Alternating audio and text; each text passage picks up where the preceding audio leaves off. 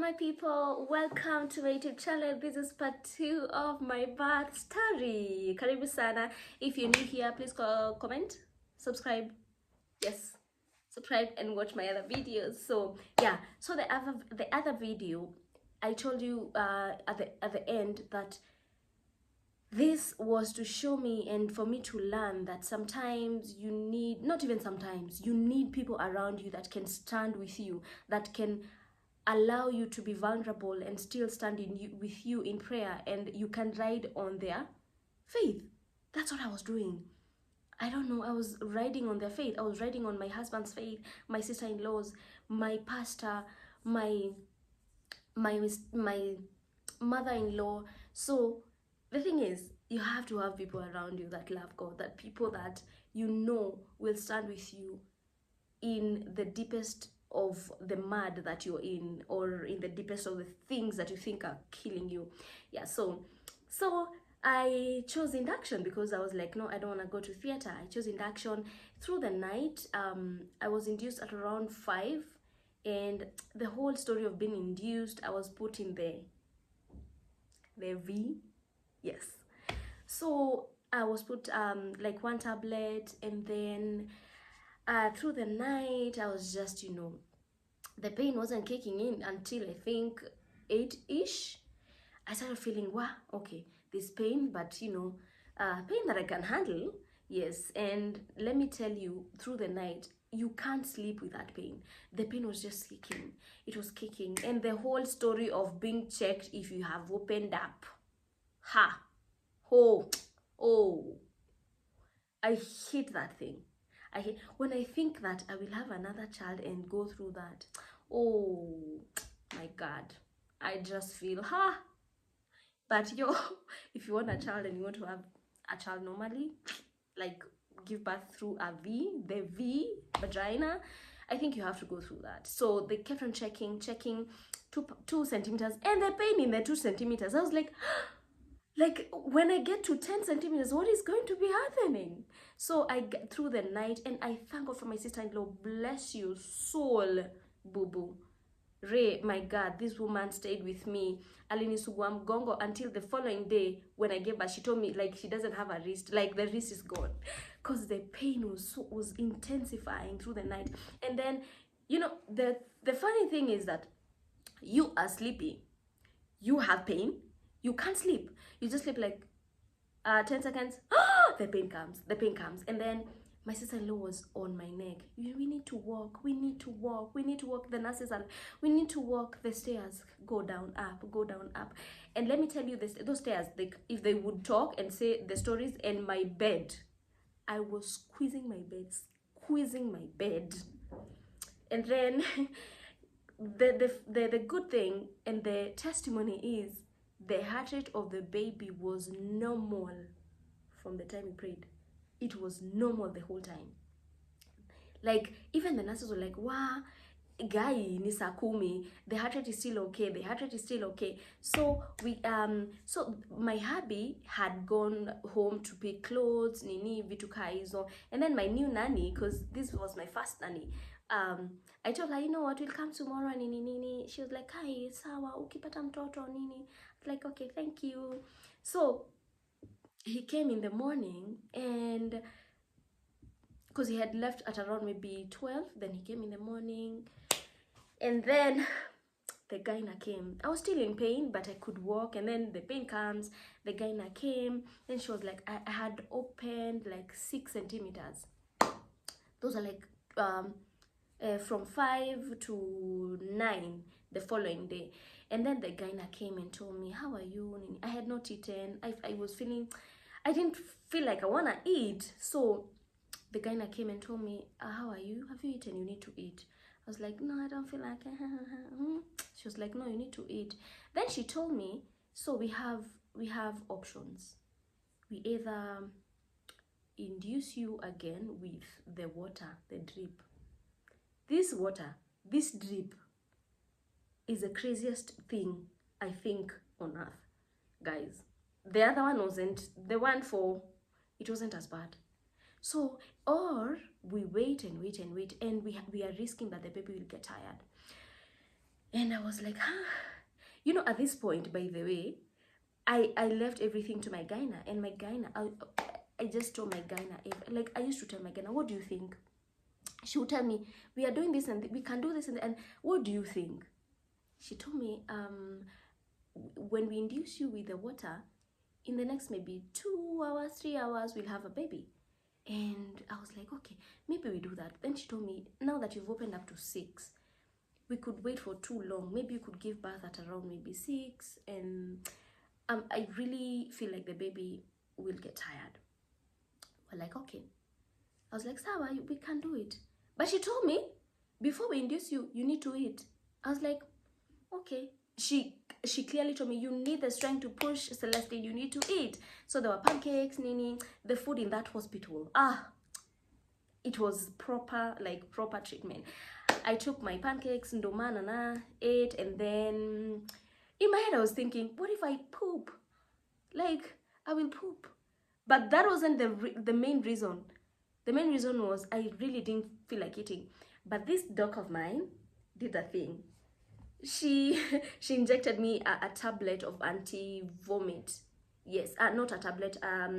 She injected some dawa for me not to vomit. I didn't know that you could vomit when you're giving birth. Yes, you could. Yes, so I thank God I had that. So the moment I was induced with this water, is the moment, like, it was like instant, like 2 minutes after the water has just landed in my bloodstream. I just started, I told them, I feel like I need to poop right now. I need to poop right now. And they said, all of them started running, and they brought a wheelchair. I sat down on the wheelchair, and then now we were going to the delivery room. Everyone was running. And where the babies, the baby clothes, everyone was running, and I was, oh my God, I need to poop right now. I need to poop right now. God damn. Like, I was like, this happens? And then I was feeling so hot. Like, it was so hot. As in, I literally felt like this time I was in my own world, because everyone was in sweaters and everyone was just normal. I was like, why is everyone so normal?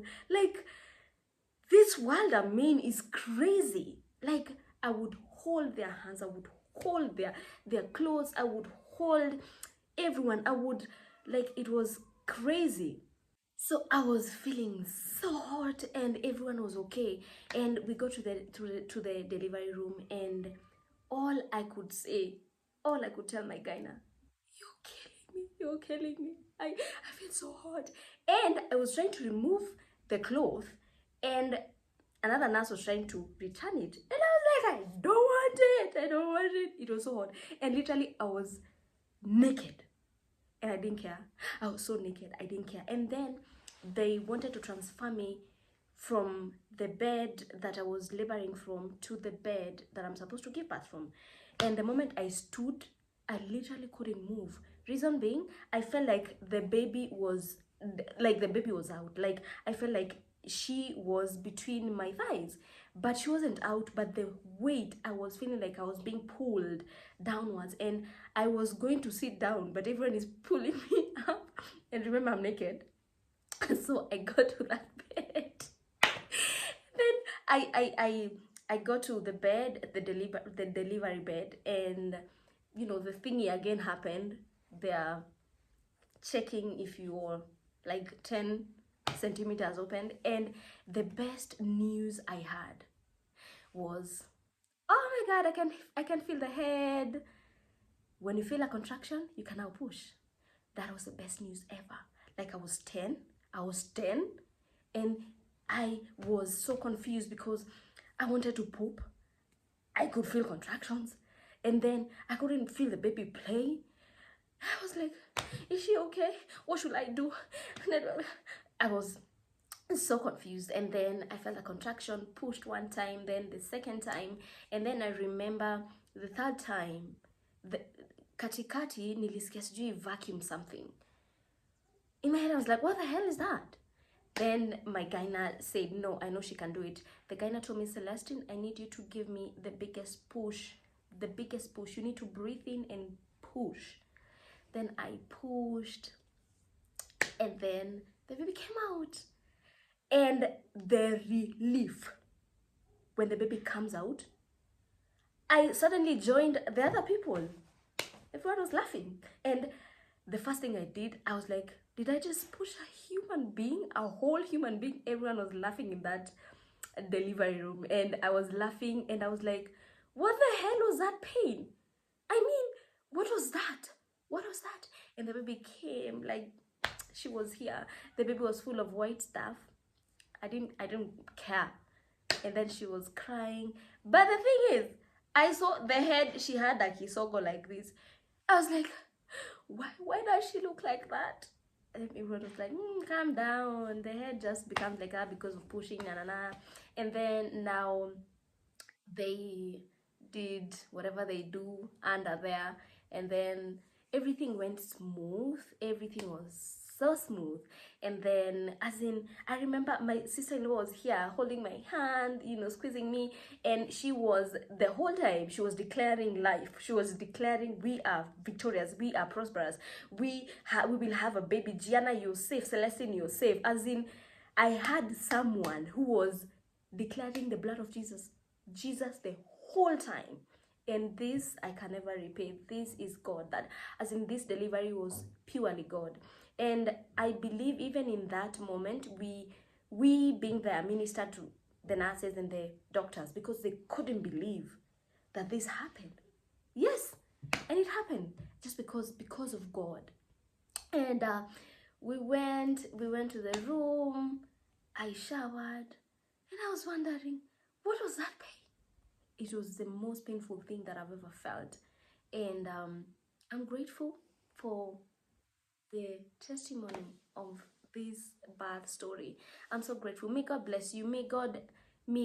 If you're watching and you're a woman who is waiting to give birth, and your desire is to give birth normally, or your desire is to just have that moment of giving birth normally, or even if you're going to give birth through CS, the most important thing is life of the baby and life of the mother. Safety. Lord, I pray that the Lord will go with you, and the Lord will provide with you, with the people that will surround you, with the strength of God. That everyone that is supposed to be in that room shall be in that room, and everyone that is not supposed to be in that room shall not be in that room, in Jesus' name.